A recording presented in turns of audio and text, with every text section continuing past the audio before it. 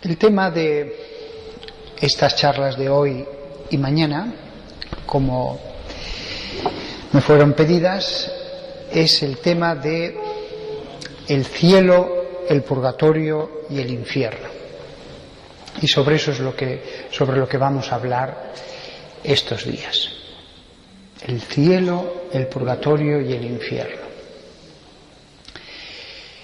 Vamos a comenzar por el tema del infierno y estas palabras que digo yo aquí en esta iglesia me gustarían, más que un chorro de voz que habla, me gustaría que fueran alimento para vuestra oración, ya que estamos en la casa de Dios. Es decir, que más que palabras y palabras y palabras, fuera material para que aquí cada uno pudiera hacer oración, reflexionar tranquila, relajadamente. Y además después dejaré tiempo para que podáis hacer las preguntas que deseéis. El infierno. Yo durante años y años me he preguntado una y otra vez cómo un Dios que es infinitamente bueno, un Dios que es bondad, puede permitir que haya seres que estén siempre sufriendo. ¿Cómo es posible eso? ¿Qué bien se sigue de que haya seres de esa manera? ¿Cómo puede estar feliz Dios sabiendo que hijos suyos están en el fuego espiritual del infierno, están sufriendo continuamente? Y después de darle muchas vueltas, años de vueltas, de leer a los mejores teólogos, de meditar, de escudriñar la Sagrada Escritura, aunque esto sigue siendo un misterio, he llegado a algunas conclusiones que os participo porque creo que os pueden servir para entender este misterio. El infierno hay que entenderlo desde la parábola del hijo pródigo. El padre está siempre con los brazos abiertos, siempre dispuesto a la acogida, siempre amando. El padre solo ama. El padre no desea mal a nadie. El padre no quiere hacer sufrir a nadie, ni hace sufrir a nadie. Dios no hace sufrir a nadie. Ahora bien, vemos incluso aquí en la tierra que hay padres llenos de bondad, que no se les puede pedir más bondad respecto a sus hijos, y que sin embargo uno de esos hijos, o a veces su único hijo, odia al padre. A veces el hijo se marcha de casa. Normalmente vuelven al cabo de unos años, pero algunos no. Hay hijos que se marchan de un modo definitivo y pasen los años que pasen, no retornan. He conocido casos así. Así hay que entender el infierno. Dios no hace sufrir a nadie. No encontraréis un solo versículo de la Escritura en que se diga que Dios tortura al condenado al infierno. Se dice que hay sufrimiento en el infierno, pero Dios no tortura a nadie. Las almas, cuando mueren, si han rechazado a Dios, si definitivamente no quieren estar con Él, Dios no les obliga a estar con Él. Entre otras cosas porque sería inútil. Sería inútil. Entonces, estos pensamientos nos ayudan a entender el infierno de otro modo, no como el Dios justiciero que dice: has quebrantado el orden objetivo, luego ahora debes sufrir.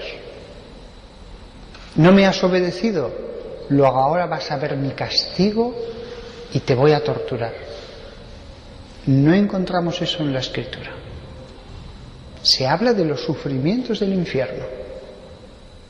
Cosa lógica, porque incluso en la tierra vemos que el mal, cuando es gravísimo, es tortura.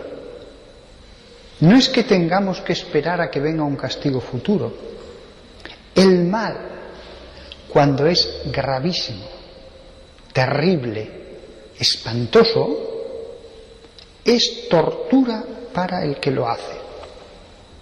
En la misma medida en que el pecado es espantoso, en esa misma medida produce un dolor espantoso en el que lo porta. Me diréis, pero hay excepciones. No las hay. No vemos las almas. No vemos las almas. Vemos las sonrisas, vemos los yates, los palacios, pero no vemos el alma. En la medida en que una persona se pervierte, en la medida en que una persona destruye el bien que hay dentro de sí, en esa misma medida sufre. Lo que pasa es que muchas veces, muchas no, la inmensa mayoría de las veces, los pecados son sólo de debilidad y entonces no requieren un castigo tan espantoso como algunos querrían. Hay pecados que son de mera debilidad, que no requieren que Dios intervenga, y no interviene. Pero cuando las cosas van más allá de lo que es permisible, entonces, cuando la perversión llega a cierto grado, esos mismos pecados son ascuas en el alma del inicuo. Y eso ocurre ya sobre la tierra. El infierno es la prolongación eterna de esa situación. De hecho, si analizáis los versículos de la Biblia, es expulsado a las tinieblas exteriores, es expulsado del banquete, alejaos de mí, no os conozco, las puertas cuando entran las vírgenes prudentes se cierran, son términos de exclusión, de echar afuera, de estar no dentro del banquete. Pero no son términos de tortura proveniente de Dios. ¿Se habla de un fuego? Sí, pero un momento, las almas no tienen cuerpo. Luego ese fuego solo puede ser espiritual.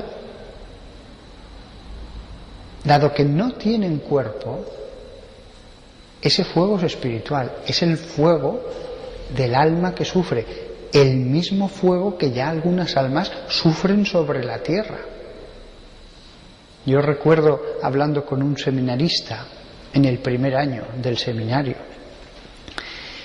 el versículo, el lugar del gusano que nunca muere. Y pensábamos, ¿será ese gusano real, material? En aquella época, en nuestra candidez, en nuestra inocencia, leyendo un libro de un escritor antiguo, pensábamos que sí, de acuerdo a ese autor venerable y antiguo. Pero ahora sé que no hay gusanos materiales en las almas. Es símbolo del sufrimiento. El infierno es la prolongación de la lejanía de Dios para siempre, siendo uno como es. Y aquí vemos que la persona, cuanto más mala es, entiende todo peor, vive peor, sufre más, está más lleno de tensión, más lleno de agresividad. Cada pecador se conjugan los pecados de un modo concreto. individual, personalizado.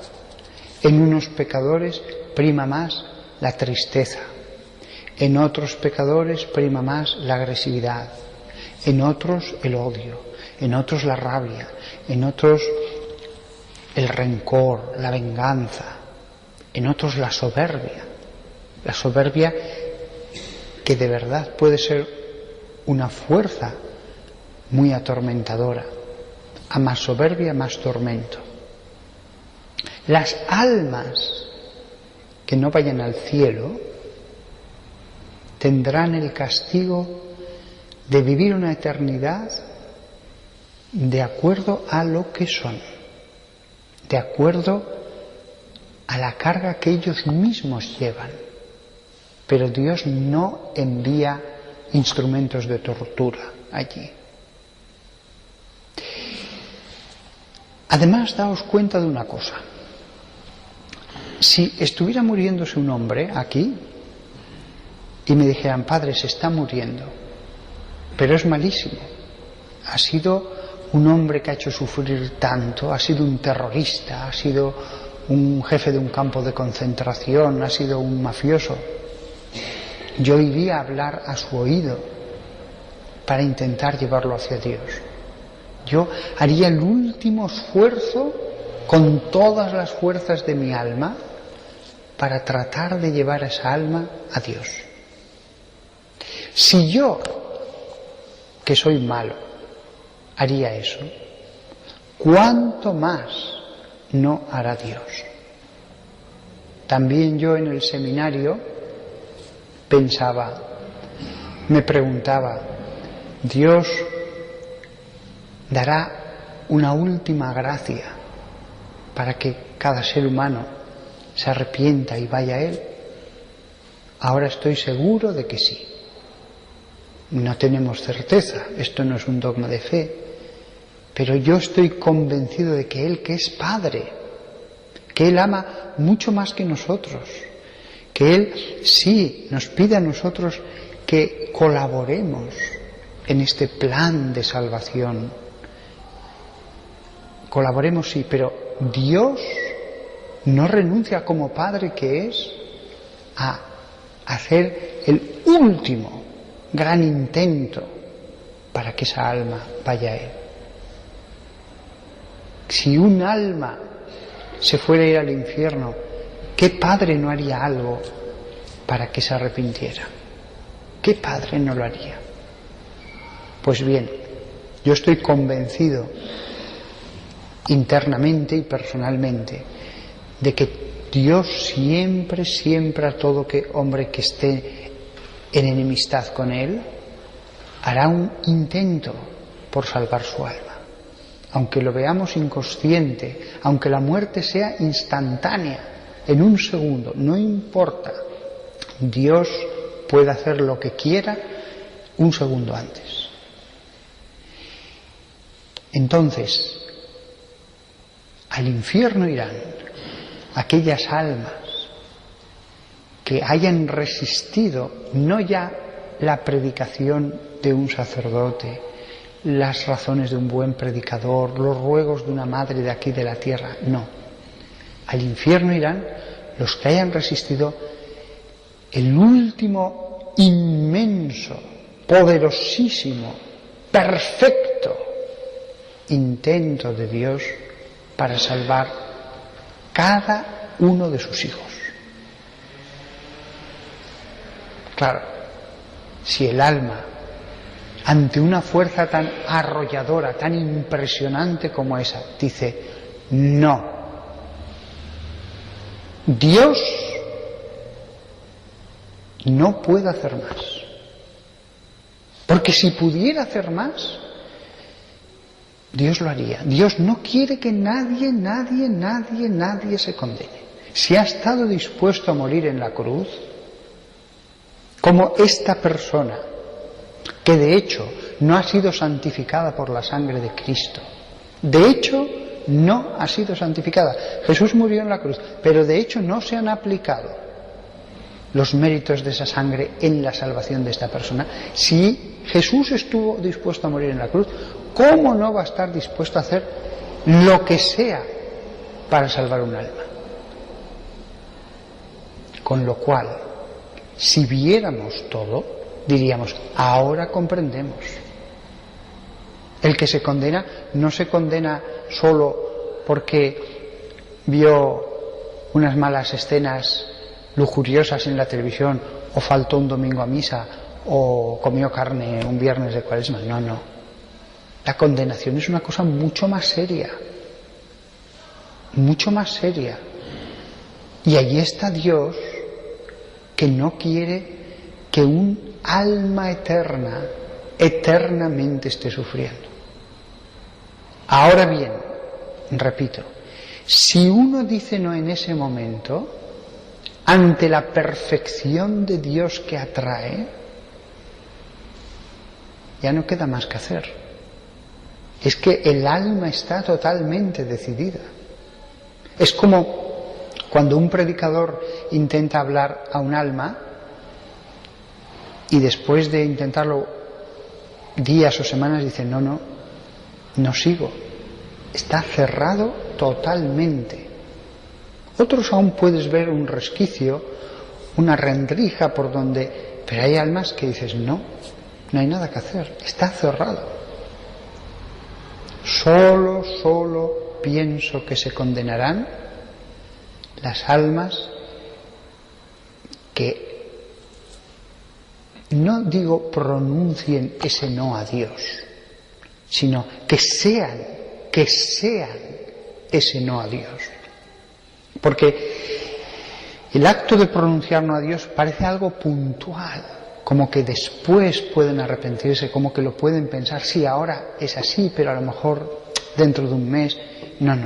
Solo se condenarán, en mi modesta y humilde opinión, después de años y años haberle dado vueltas a este asunto. Y no creo, de verdad, no creo que haya muchos teólogos sobre la tierra que le hayan dado más vueltas y más vueltas cada año sobre este asunto que yo. Habrá otros que también, pero no creo que haya muchos, Y al final he llegado a esta conclusión. Dios es, permitidme la incorrecta expresión, demasiado bueno. Y el infierno es demasiado terrible.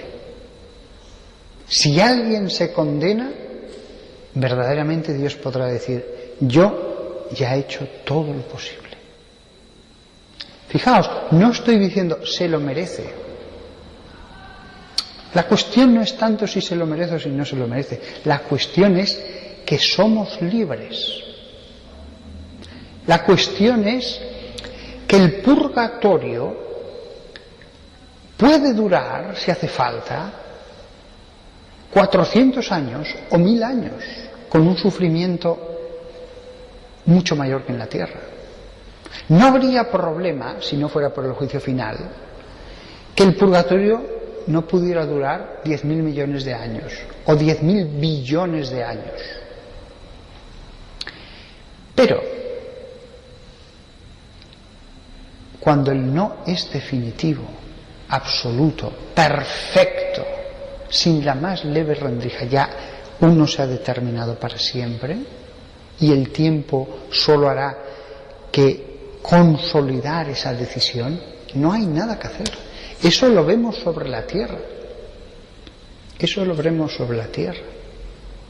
Quizás mis palabras pueden parecer a algunos que son demasiado benignas, como que estoy subvirtiendo el orden moral, como que estoy negando la moralidad grave de los actos, de algunos actos. No.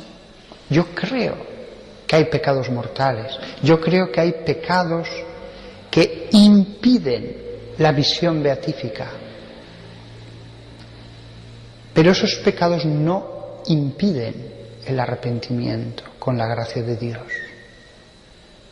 Es verdad que hay pecados que si yo lo cometo aquí y ahora no podré ver a Dios si muero aquí y ahora. Pero ese pecado no impide que venga la gracia y me arrepienta. Lo que hace que uno vaya al infierno es otra cosa. Por eso Jesús dijo: todos los pecados les serán perdonados a los hombres, menos el pecado contra el Espíritu Santo. Esas palabras misteriosas no están dichas porque sí. Jesús sabía que hay muchos pecados en el mundo, pero todos pueden ser perdonados, y ante un Dios que cuando vean la gracia que les viene en el momento de la muerte, se arrepentirán. Solo hay un pecado, uno, que no podrá ser perdonado. Solo.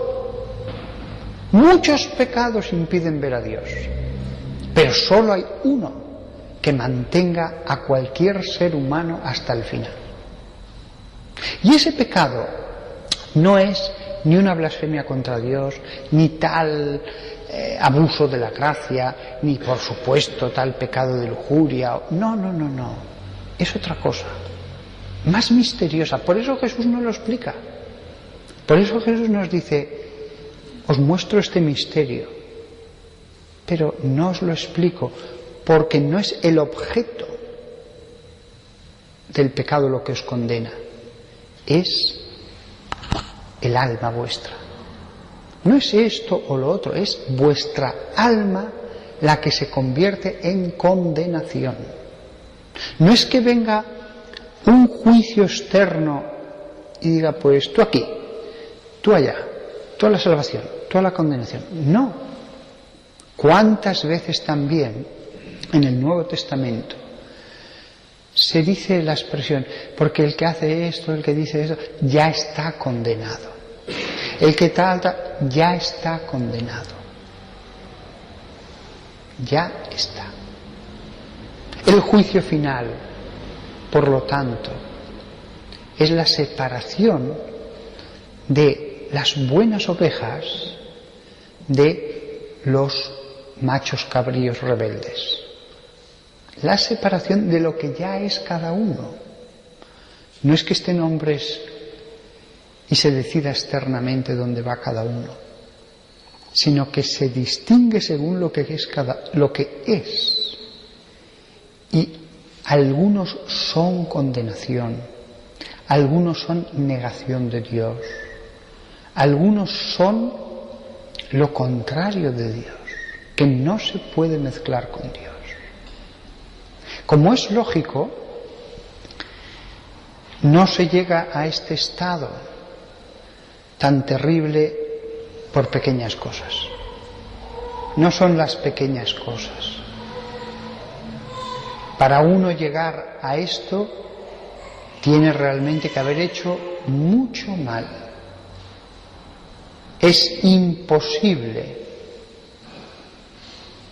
condenarse por toda la eternidad por unas pequeñas tonterías. Solo el que llega al final del camino de la transformación del alma en el mal se condenará. Lo que pasa, no lo olvidemos, es que todos los que se condenaron empezaron por pequeñas cosas, Todos empezaron por pequeños pecados veniales, después mortales, después mortales mucho peores, después ya verdaderas iniquidades, después fueron más allá de toda medida. Para poder resistir a Dios tuvieron que llegar a eso. Insisto, yo jamás le diré a alguien que haya cometido un pecado mortal: no, tranquilo, Dios es misericordioso. No. Usted ha dado un paso en la dirección del abismo. Si usted conociera lo que es Dios, se arrepentiría, porque es que diría: pero qué locura he hecho.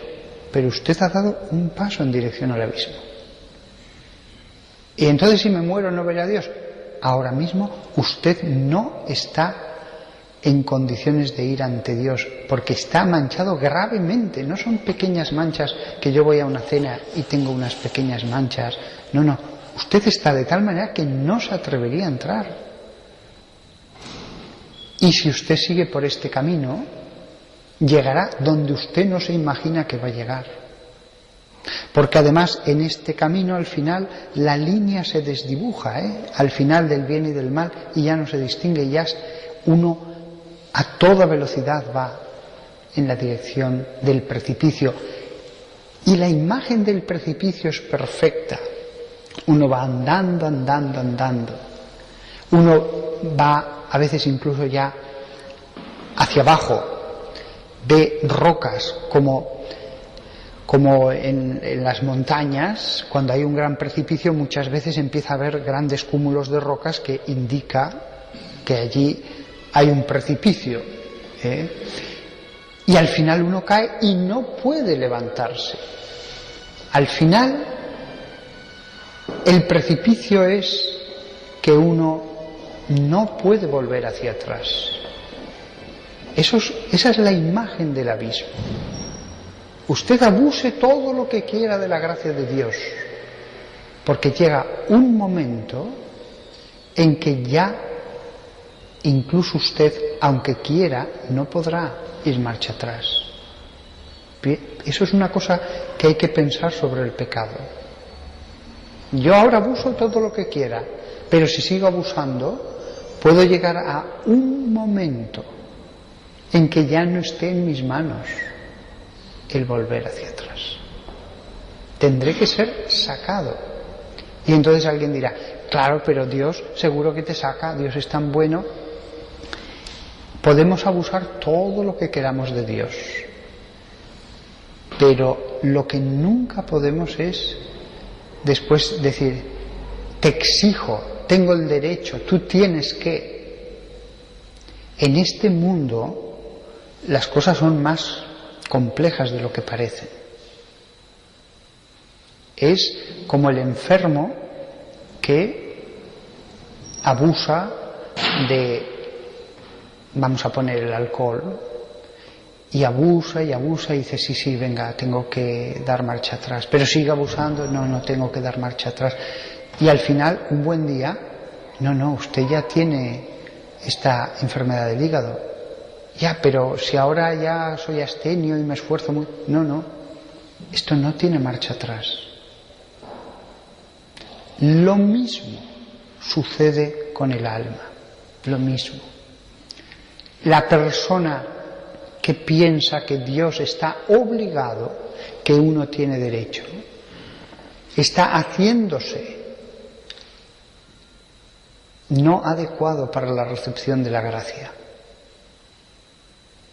Es verdad que Dios puede ayudar, subvenir, ayudar en la medida de nuestra debilidad, pero en este camino cada uno que se arriesgue lo que quiera.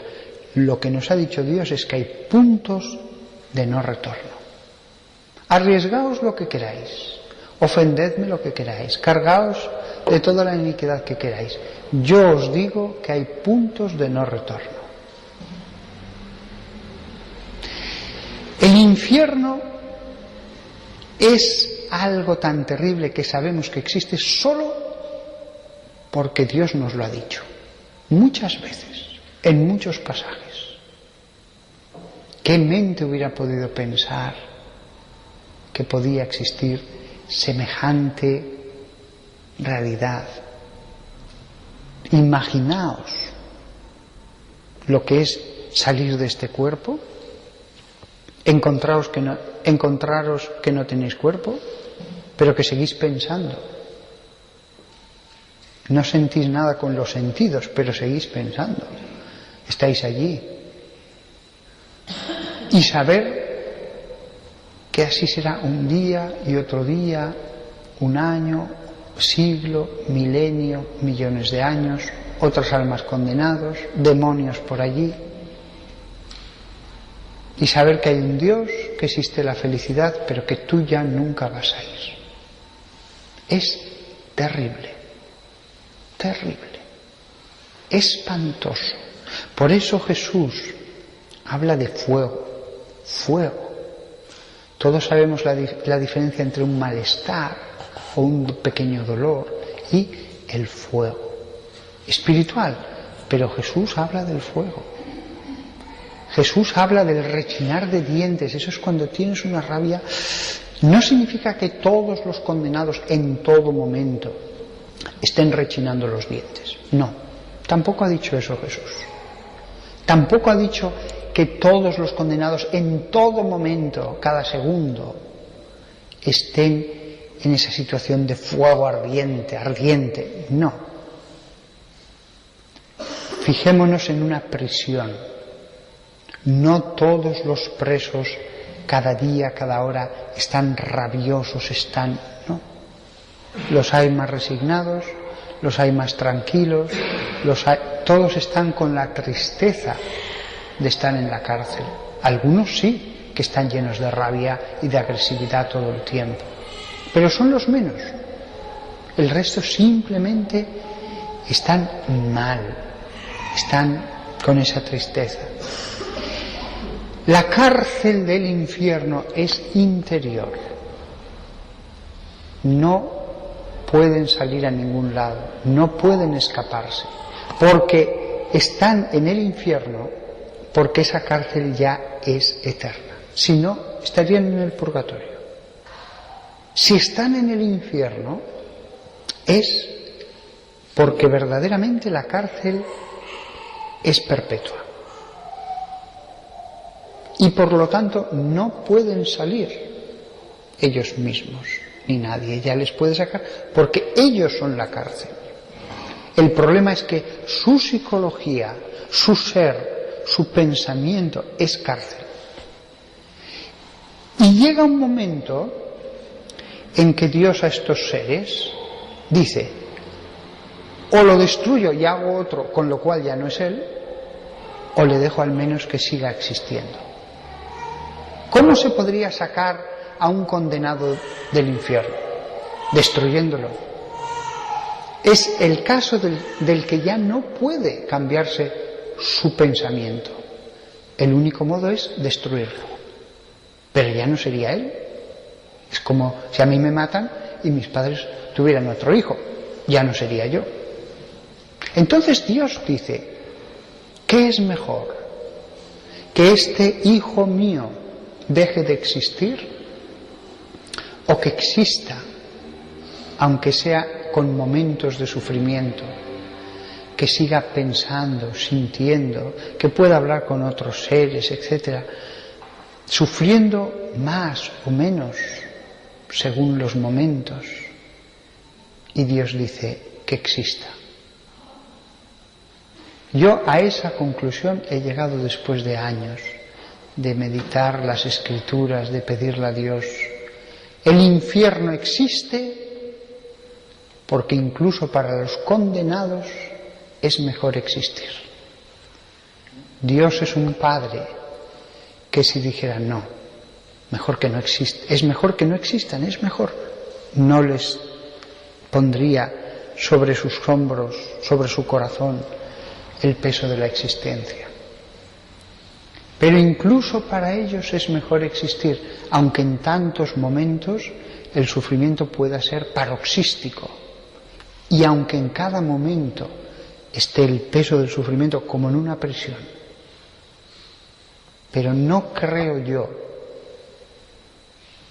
en mi humilde opinión, que en el infierno estén todos siempre en la máxima intensidad de dolor. Muchas veces simplemente están allí, tranquilos, sabiendo que están excluidos, pero conversando, pensando. A esa conclusión he llegado. Si los hombres supieran lo que es de verdad el estado de condenación, entenderían el porqué de la permisión de Dios. Me resulta,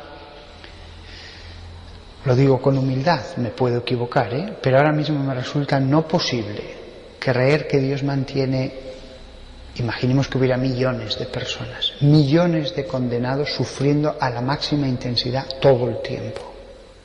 No, yo creo que eso no es el infierno, aunque me puedo equivocar, pero yo creo que es más hijos de Dios que siguen su historia autónomamente, sin Dios, pero que en la mayor parte de los momentos simplemente están como el que está en una isla con otros, charlando, hablando, pasando el tiempo, pensando, dialogando, aunque en algunos momentos la tristeza se les haga tremenda. Soy consciente de que cuando he dicho que iba a hablar del infierno, a lo mejor algunos pensarían, pues nos va a relatar las torturas, nos va a hablar de cómo son y cómo los lujuriosos sufren de esta manera y cómo los envidiosos sufren de esta y cómo los homicidas sufren de esta otra y cómo los demonios pues les dan con unos látigos y cómo debajo hay otro. Soy consciente de que cuando he dicho voy a hablar del infierno, algunos habrán pensado en una cartografía del sufrimiento, una cosa espacial, como en la Divina Comedia, pero no, es algo más espiritual, más misterioso, más sutil y menos intenso normalmente. Esta es mi opinión y además creo que se conjuga bien con un Dios infinitamente bueno, con un Dios que es Padre, con un Dios que es Padre, aunque ellos no lo reconozcan, incluso para sus hijos condenados, que les mitiga los sufrimientos. Si Dios les dejara totalmente de su mano, todavía entre ellos se harían más la vida imposible y se provocarían más sufrimiento. Pero Dios mitiga los sufrimientos incluso en el infierno. Dios, que no envía sufrimientos, no les deja totalmente a su suerte. Es verdad que les deja a su suerte, pero no totalmente, porque si no podrían llegar a extremos de sufrimiento mucho peores entre sí, haciéndose sufrir entre sí.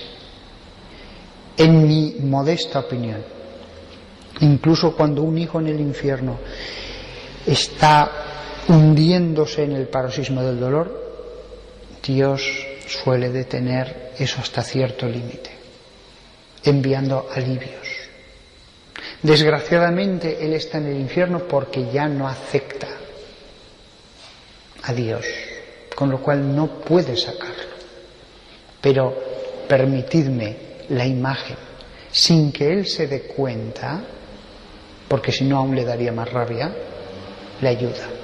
Es como ese padre que envía ayudas, sea de dinero a través de un vecino, pero sin que se entere mi hijo. Es orgulloso, es tal, es cual. Y diréis, pero ¿cómo no se arrepienten? Pero es que están locos.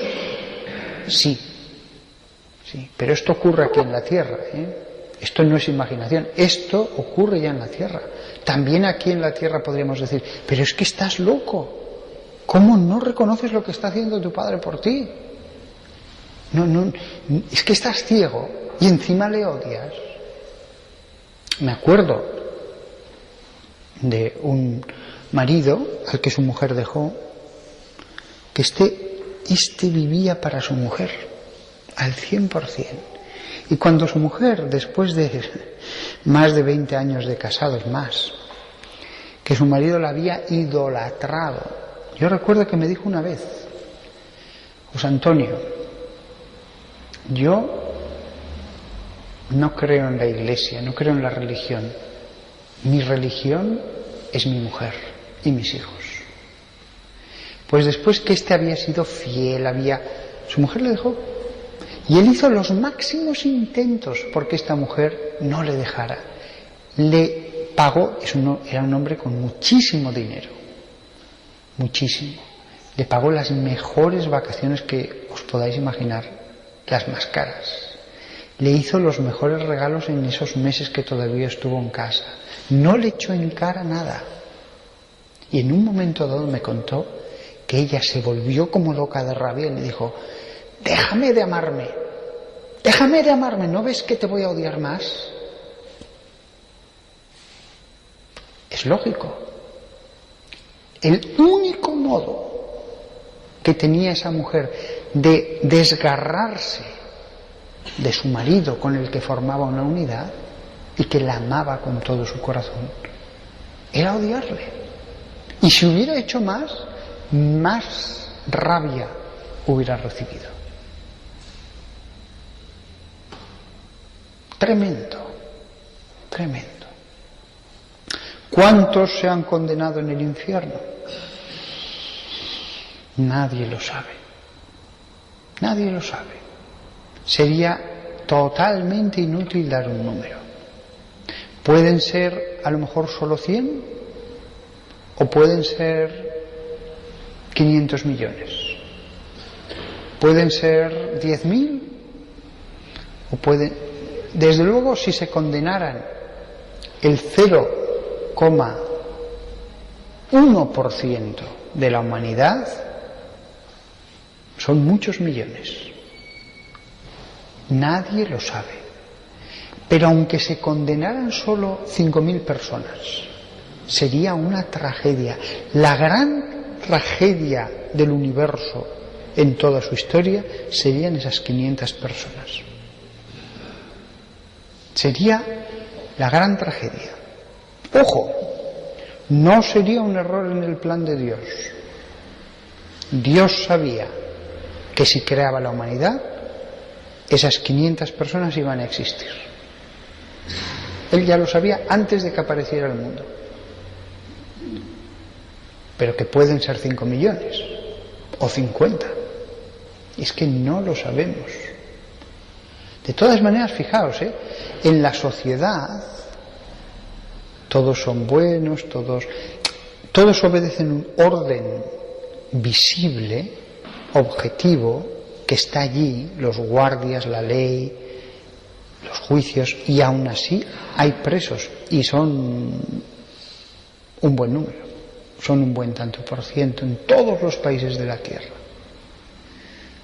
Esto nos debe hacer pensar que a lo mejor son más de los que creemos, porque incluso en lo visible los hombres transgreden el orden. No lo sabemos.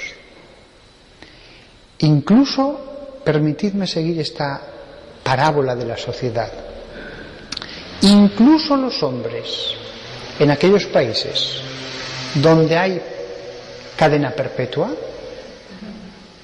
no es un número pequeño el de aquellos que cometen actos que saben que lleva aparejada la cadena perpetua.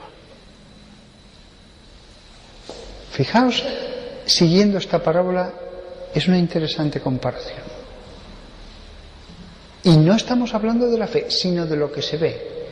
Si haces esto, este es el castigo. Y yo libremente lo acepto. ¿Quién sabe? No lo sabemos. Solamente Dios lo sabe, pero esto no es ninguna tontería. Porque Jesús nos ha advertido muchas veces y muy seriamente del infierno. Muchas veces y muy seriamente. Con lo cual, cuando yo predico del infierno y medito y reflexiono sobre el infierno, reflexiono sobre las palabras de Jesús, reflexiono sobre el Evangelio. Jesús también les explicaba las cosas después a solas a los apóstoles. Aunque también os digo, aquellos pobres pescadores no estaban para muchas teologías, porque a veces comparaciones muy sencillas se ve que no las entendían. Pero Jesús seguro que les explicó muchas cosas y ellos estaban intrigados. Maestro, ¿son pocos los que se salvan?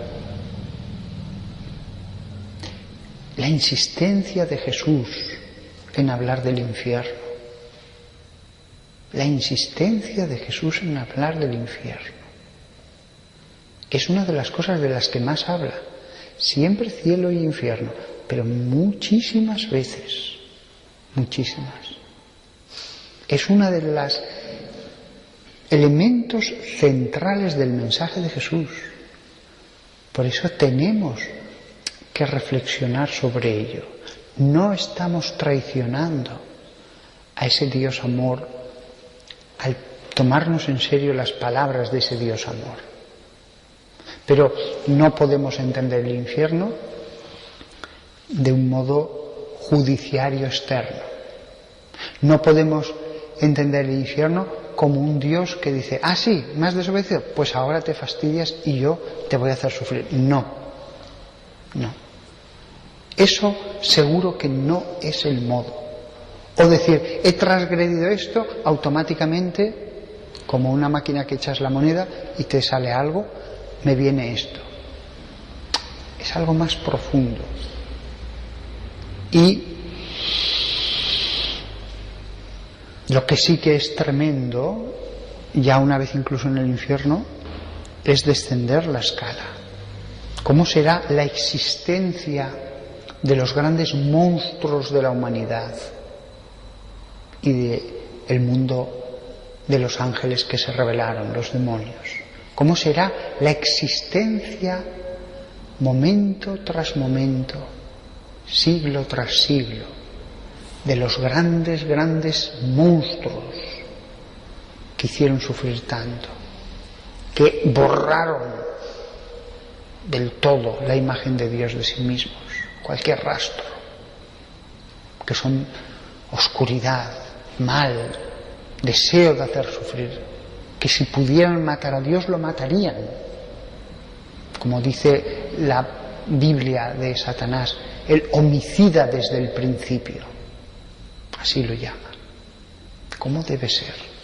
Son tan malvados que en el Apocalipsis se los tiene que echar afuera. No se los puede acoger en la sociedad de los santos, porque solamente harían que mal, solamente harían que daño. Hay que sacarlos fuera y serán arrojados al lago de fuego por los siglos de los siglos.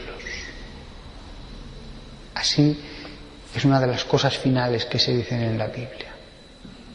Un mensaje de salvación y de condenación. Las dos cosas, simultáneamente, como dos líneas que corren paralelas, como dos ríos que corren paralelos.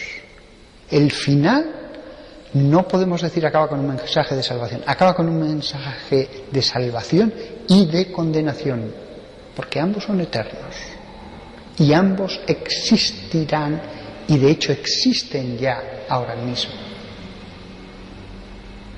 Si dijéramos que el mensaje es solo de salvación, negaríamos la realidad del ser que es querido por Dios, de ese ser que ese otro ser infinito mantiene. Hay seres cuya existencia es el sufrimiento. No solo el sufrimiento, como lo he dicho también antes, pero es una existencia inserta en el sufrimiento. Una existencia no solo carente de salvación, sino positivamente condenada, finalmente separada para que no sigan haciendo daño. Tremendo. ¿Cómo será la vida de un Judas Iscariote, sabiendo que podría estar gozando de Jesús, que no hay solución? ¿Cómo será la vida, los pensamientos, los afectos de aquel que sabe que solo tiene su existencia, que está condenado a estar consigo mismo a solas, rodeado de otros condenados con los que puede hablar e interactuar, pero como el que está, la imagen de la isla en el que está encerrado, el ser confinado,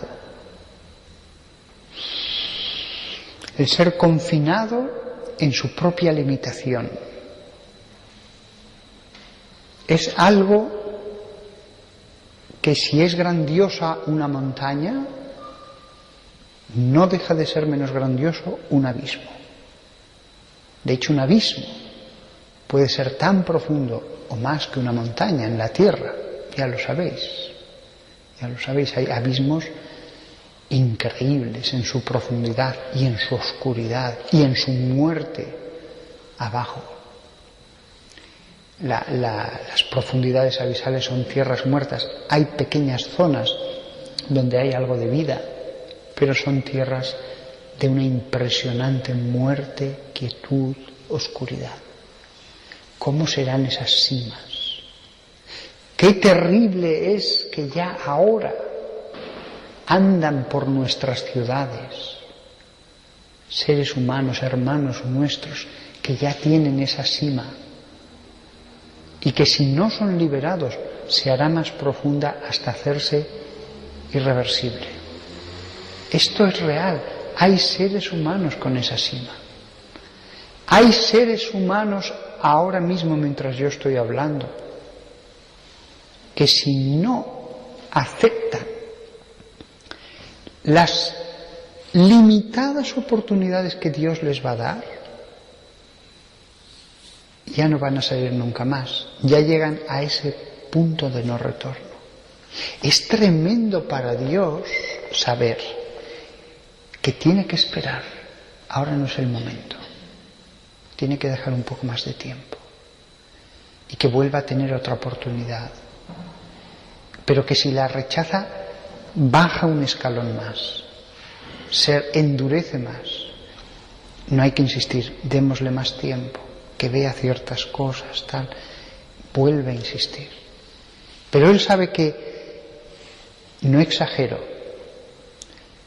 que a lo mejor después de 5 especialísimas gracias que van a ir a lo más profundo de ese corazón, después de la 5ª es el último tren y ya no vuelve a haber otro tren. Que ya no hay otro tren. Que él no sabe que ese tren en el que está sintiendo arrepentimiento y el impulso de decir, móntate, móntate, que te va a ayudar, que vas a ir saliendo, que si lo rechaza y se endurece más, que si baja todavía más, ya no hay marcha atrás. Sé que algunos pensarán, bueno, está exagerando, Dios tan bueno. Con Judas Iscariote, Jesús hizo todo lo que pudo, todo. Y ya llegó un momento, Judas no lo sabía, pero Jesús sí, que dijo, me quedan 5 intentos, me quedan 4 intentos, me quedan 3. Y hubo algún momento en que Dios, en toda su infinita sabiduría, dijo, este es el último intento, que no lo rechace, que no lo rechace. Después de eso, ya no había nada que hacer. Judas, lo que has de hacer, hazlo rápido, hazlo pronto. Ya no había nada que hacer. Judas, lo que has de hacer, hazlo pronto. Ya no le llama al arrepentimiento. Ya no le llama al arrepentimiento. Ya las palabras del Evangelio parecen dar a entender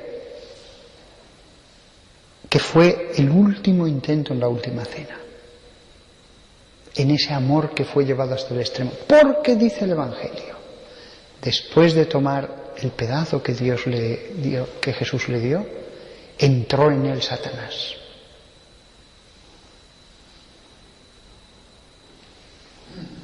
Entonces, alguno pensará, pero a lo mejor Judas se salvó. Bueno, las palabras del Evangelio dan la sensación, y he medido mis palabras, dan la sensación de que no. Ninguno de vosotros se perderá, menos el hijo de la perdición, dijo Jesús. Ay del que entrega al Hijo del Hombre, porque más le valiera no haber nacido. Las palabras de Jesús en el Evangelio dan la sensación de que se condenó. Así lo han pensado místicos, doctores de la Iglesia, padres de la Iglesia, etc.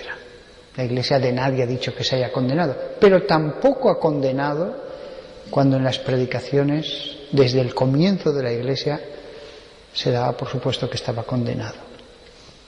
Ni siquiera de él podemos afirmar con una precisión categórica que se condenó, pero es un ejemplo de cómo él no estuvo en manos de un buen predicador o de un santo, estuvo al lado de Jesús, que sabía lo que tenía que hacer, y se endureció. Y al final le dice: lo que tengas que hacer, hazlo pronto. Tremendo, tremendo. El misterio de las personas que han perdido la última gracia. Esta es una de las cosas que también han reflexionado muchos teólogos en siglos pasados. La última gracia, la última gracia. La única cuestión que dudaban es: ¿se dará en el último momento o puede darse antes? Antes he dicho, con esto ya voy a acabar, me he pasado, así que mañana daré tiempo para preguntas, porque hoy no quiero que... antes he dicho que yo creo que la última gracia se da en el último momento de vida, aunque sea solo un segundo. Sí, pero con excepciones. Considero, y es una opinión teológica, que hay almas que se han determinado ya de forma tan perfecta durante la vida. Fijaos lo que os voy a decir, y que Dios les da una gracia tan tremenda de arrepentimiento y la rechazan aquí en la tierra, que quizás Dios podría decir: este hijo mío le quedan todavía 2 días, pero ya está condenado. Es solo una proposición teológica, pero me parece razonable que ese último intento de Dios, en algunos casos, no necesariamente tiene por qué estar unido al ultimísimo momento de vida. Que en algún momento, en algunas personas puede decir: no, yo ya he hecho el último intento ahora, y bueno, le quedan 2 días de vida, 1 día de vida, unas horas, pero yo ya he hecho todo lo que tenía que hacer. Me baso para decir esto en palabras de algunos místicos, por supuesto en teólogos mucho más antiguos de siglos pasados, pero también, fijaos, el caso de Judas Iscariote: lo que tengas que hacer, hazlo pronto. Esa palabra es tremenda. Ya no le mueva el arrepentimiento, ya no le coge y le dice: Judas, arrepiéntete. No, como si dijera: tú ya has tomado tu decisión. Mis palabras pueden parecer muy duras, pero las palabras respecto a Judas en el resto del Nuevo Testamento no son precisamente mejores que las mías. Dirán que Judas quedó en su sitio, el de los demonios, el aire, colgando en el aire. Realmente la Sagrada Escritura, al ponernos delante el misterio de la condenación, es terrible, porque Dios quiere exponernos ante nuestros ojos este misterio. Y alguno podrá pensar: ay, pero acabe con unas palabras de misericordia, de salvación, de... No, hoy solo tenía que exponer el infierno. No voy ahora a edulcorar el fuego del infierno con unas palabritas diciendo, bueno, y ahora todo esto se arregla con esta varita mágica. No, es que no se arregla. Es que no se arregla. Es que podemos contemplar solo el infierno y eso ya es motivo de meditación. No hay un final feliz para el infierno. No tenemos que pensar, hablamos del infierno, pero enseguida digamos algo como que pone unos paños calientes en este asunto. No, meditemos el infierno en toda su crueldad, la crueldad de los seres que se han revelado. Mañana tocará el cielo, pero no está mal que meditemos esto a secas, a palo seco. No está mal que no divirtamos nuestra mirada sobre otras cosas, que en toda su rotundidad lo pensemos. Nada más. Acabamos aquí y bueno, voy a hacer una cosa. Voy a acabar aquí. Hacemos una pequeña oración. Si alguno quiere quedarse a hacer algunas preguntas, se quedan, pero los que quieran marcharse o irse marchando, que se marchen, porque aquí veo además a muchas mujeres y a lo mejor el marido va a quejarse de que la cena no está preparada sobre la mesa, así que ya desde ahora los que quieran marcharse pueden marcharse y vamos a dar un tiempo para los que quieran hacer algunas preguntas, pero ya no es incorrecto el que los que tengan que marcharse puedan marcharse, pero unas cuantas preguntas si quieren.